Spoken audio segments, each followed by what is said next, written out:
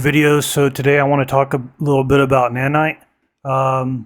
So there are some issues with it. I'm going to explain the issues, the limitations, uh, some performance tweaks you can make, and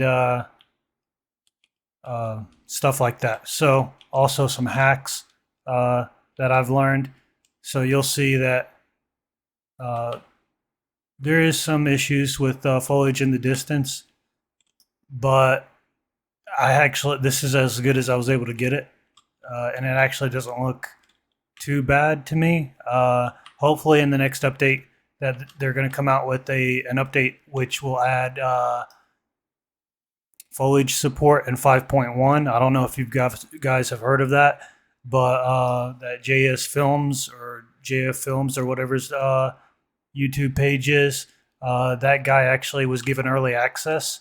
At least I think it was early access. It might have been from the main GitHub branch. I don't know. I looked at it in GitHub. I didn't see it, so I'm thinking maybe he got early access. He said he got early access, but anyway, that's beyond the point. I just painted these on here, so you'll see imperfections here and there. Also, there seems to be an issue when I turn these into Nanite, where when I look at these from above, you'll see that the leaves disappear. But if you're looking at them from this angle, you can see them fine. I tried to fix that. I could not fix that. I don't know why.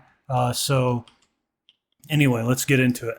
So I'm just going to go ahead and do a run-through demo, and then I'll start explaining to you guys what I did, what I learned, and how I got it to look like this specifically, what my settings are, and how the other settings will impact performance. So right now I am actually using, I'm not using Lumen. Lumen has issues with the shadows. Hopefully that gets fixed. I am using Temporal Super Resolution as my anti-aliasing. That's why everything looks so clear. Without Temporal Super Resolution, everything looks muddy and blurry. And you'll see that here pretty soon. That's why Temporal Super Resolution is the new default anti-aliasing method. So I'll show you the differences between those here pretty soon. And I'm getting 40 frames per second, and I believe this is on Epic. So let's see. It's cinematic, my bad. So if we turn this to high, you'll see it doesn't look quite as good, but I'm getting about 75 to 80 frames per second right here. And this is where the performance drops the most on this. So when I add more foliage off in the distance, it may drop a little bit more, but I don't think it'll be too bad because clusters get cold over distance. So the smaller the screen space that they take up. And if you see hitches right here, I think that's mostly just because one, Unreal Engine is a little buggy when I'm recording with Nanite specifically. It doesn't normally do this. It's actually really smooth when I'm not streaming. So just, let that be known. I do have a full day-night cycle system set up on here. I'm using Ultra Dynamic Sky system alongside this, and it looks pretty good. So let me just go ahead and cancel this. Now this does run smooth. It doesn't hitch like you've seen it. I think it's just doing that because I was recording while playing that, and I'm playing it from the editor. It may or may not have done that from outside of here. Now these trees, they claim to be cinematic, but they're really not cinematic. I did degrade them a little bit to squeeze out a little bit of extra performance, but this is basically what they look like. You'll see, this is why I was saying that they're not cinematic. Look, because there's stuff like this on here.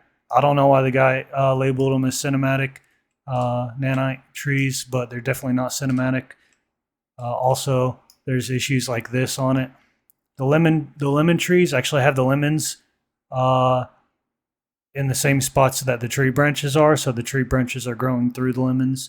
I think that's ridiculously stupid, and he shouldn't have done that. Also, he tries to tell people to fix this issue, you need to switch over to DirectX 11. So DirectX 12 is actually in the documentation as a requirement for Nanite. So if somebody tells you switch to DirectX 11, don't do that. You're going to get really, really bad performance with Nanite. Trust me, I've tried. It will fix the foliage issues right now, but you'll get really bad performance. So if you're trying to make a cinematic, then yeah, maybe do that. Also, you'll notice that with DirectX 11, these trees don't get cold off in the distance. They don't get stripped like these are getting stripped. Let me explain to you what causes that and why it does that. So if we come over here to our commands and we type in Nanite stats, you'll see Nanite stats right here. So candidates, these are the candidates are the total number of clusters that are being rendered onto the screen or that are visible on the screen at this given time. Clusters software, these are the clusters that are actually being processed by the software side of things.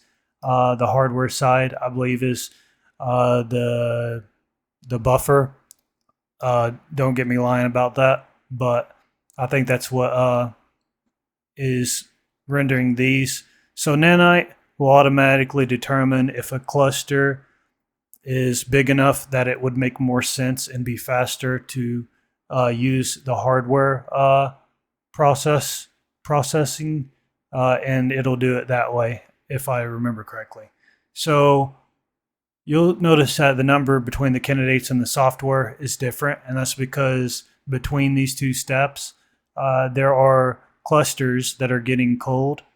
So in order to and let me go ahead and show you, give you an idea of what this scene looks like with the default settings. So if I do that, and let me come in here, and I'm actually using a hack to kind of make it look like there's some leaves on the trees, to discolor it a little bit with a leaf pattern. So if I come in here and I bypass this right here for my trunk material, you'll see that's what it actually looks like. Now what you're seeing there, the reason why it's so red is because the bark of these trees have a reddish hue to them, and that's the reason why. So what I'm doing here is I'm just creating a mask that will actually, the mask will actually create the illusion that there's leaves on the trees.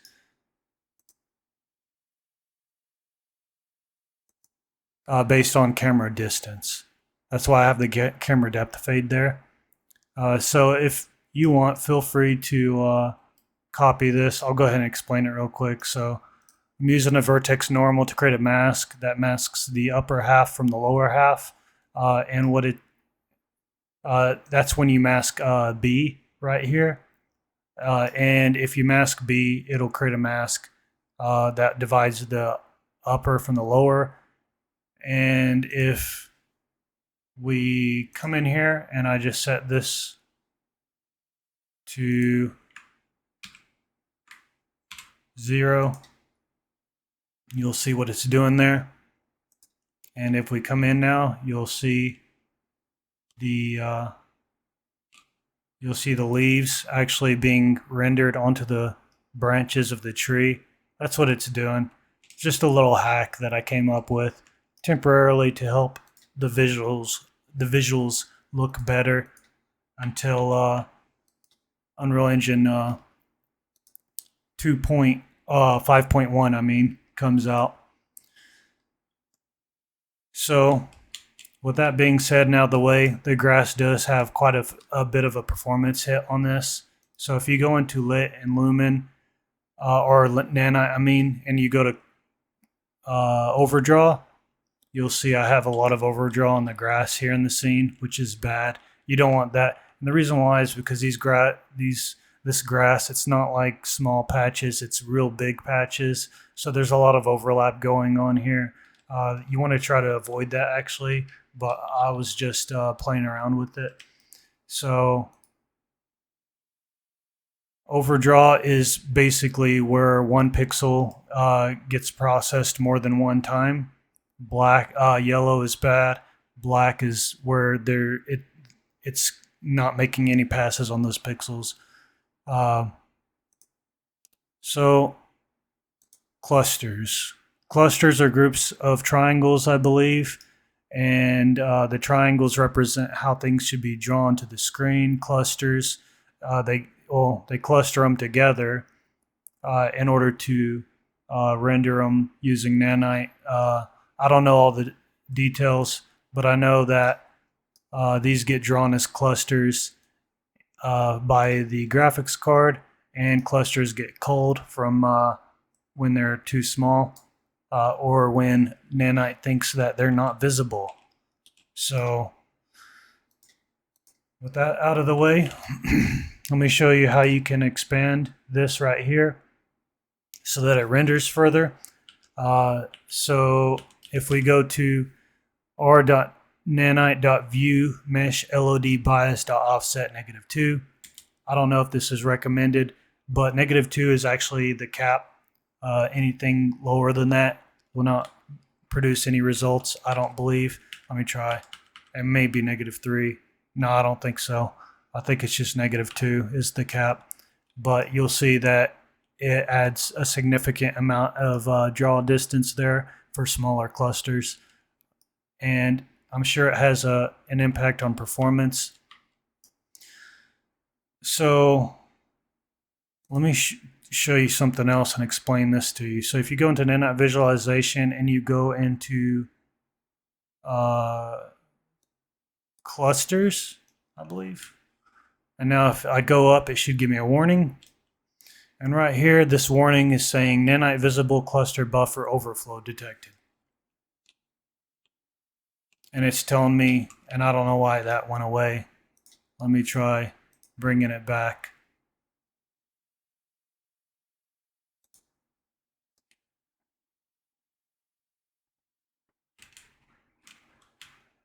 Okay, for some reason it doesn't want to come back now.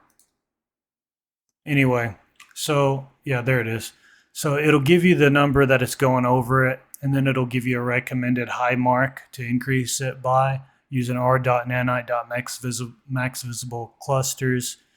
You may be able to do this inside of the engine, but I think the documentation says that you have to do it in your .ini file. So I'll go ahead and show you how to access that and set that up. So if you just right click on something and show and explore, it should open it up in here. And then I'm just going to come back to the main folder and I'm going to go to config default engine.ini. And if you scroll down until you see script engine.render settings, you'll just place that command down there at the bottom of that list.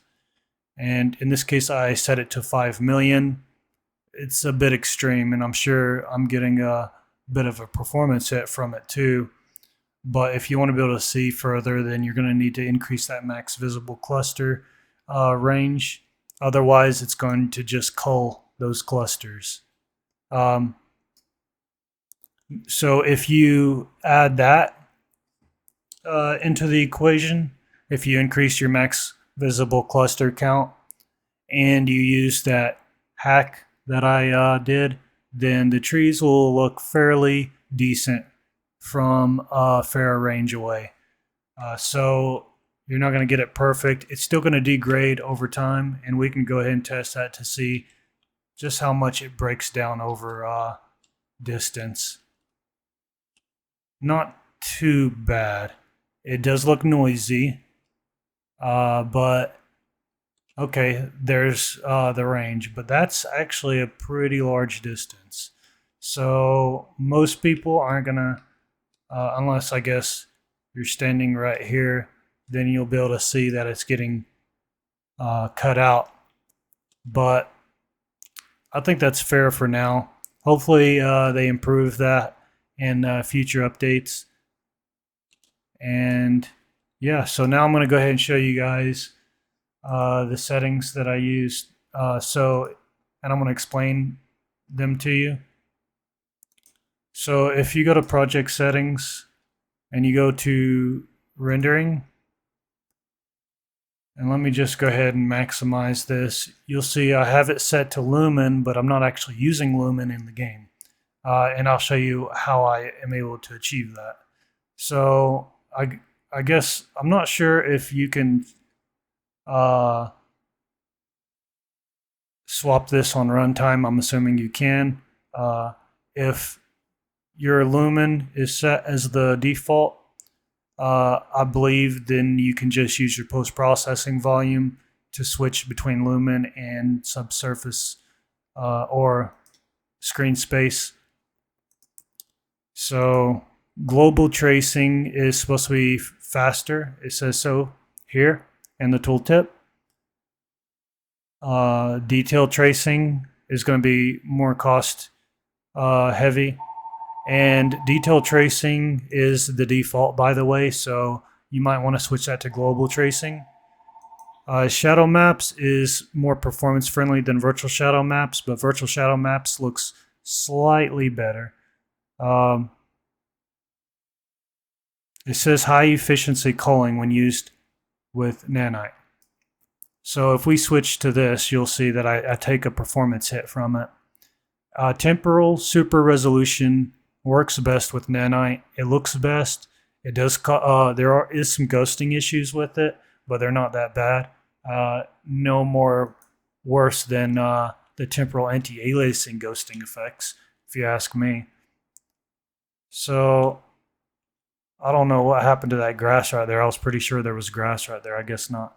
Okay, so this is screen space. This is screen space lighting, but it's using virtual shadow maps. So we could go ahead and, I don't know why this square right here is missing. I was pretty sure I drew that onto the landscape. You'll see that I do take a small performance hit from it. We'll see exactly what the performance hit is from it here in a minute. Let me just get over here to this valley. Okay, now it's drawing. I don't know what's up with that. So if we come up here to settings, I'll change it back to high. And yeah, so I'm only hitting 50 frames per second. Before, I was hitting 80 frames per second on high. Right here in this area. So 50, 60, 70, 80, that's 30 frames. It's nearly half the frames I was hitting before under the same settings. But on Epic or on Cinematic, it doesn't really seem to make a difference. It seems to still hit the same frame rate. So it will impact your ability to improve performance at lower quality settings, but you're going to get better lighting. It doesn't seem to, you're going to get better shadows, I should say, and it doesn't seem to affect your high cinematic quality FPS. So that's a plus. Now, if you want to switch over to Lumen, if you have a post-processing volume inside your scene, you're going to have to go inside of it, and mine disappears. I don't know why. It's probably somewhere in here during runtime, but I just can't find it. Either that or it removes it at runtime, one or the other. But if we go down here, we can change this to Lumen right here. And you'll see that the shadows on the trees look much better. That's pretty much it. You just have to change the reflections and the global illumination settings right in here. You'll see the shadows and the lighting on the trees look far better, but at quite a performance hit. So I'll go ahead and show you the difference there on that. Also, in the shadows, it creates this issue. I don't know why. I hope that they fix that here pretty soon. I'm not sure if it's a result of the grass and the way that it's being used. That is very likely. Once they have actual full foliage support, we can use game ready grass inside of here as nanite, and that will probably fix the issue with the flickering shadows. So right here I'm getting about 30 frames per second. Lighting looks pretty good. If I turn this down to high, we'll see that it creates artifacts, and it only increases it up to 42. It was, I think, about 50. So it's at 45 now. So about 45. So we lose about 7 frames per second, I guess. And it creates artifacts, especially at lower quality settings. If we turn this up, you'll see most of those artifacts go away. There's a bit more ghosting though, as you can see here with this. And I'm only hitting 30 frames per second. So if we stop this and we come out here, I really like that lighting on the trees though, the shadows on the trees. It looks really good. So if we just turn off virtual shadow maps, but we leave Lumen on, we'll see the kind of performance we get. And you'll see immediately that I'm getting better performance. It's running smoother, less choppy.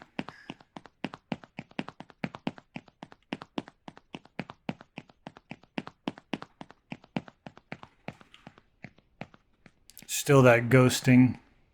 And on cinematic, I'm getting about 6 or 7 frames per second more, which is pretty good. And on high, I'm getting 63, 64 frames per second. Now the shadows don't look quite as good with Lumen when you're not using the virtual shadow maps.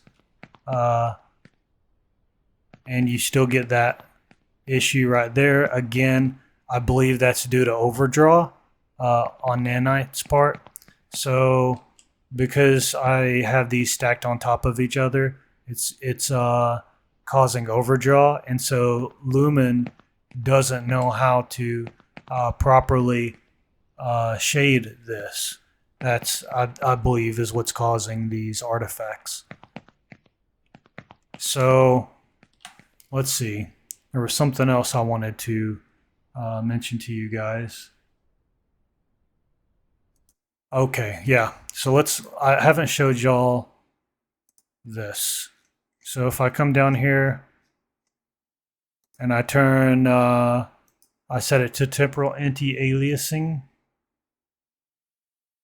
you're going to know it doesn't, there's far more artifacts with Nanite when you're using the old Temporal Anti-Aliasing technique. And I should get a bit more performance now without using temporal super resolution. That's normal.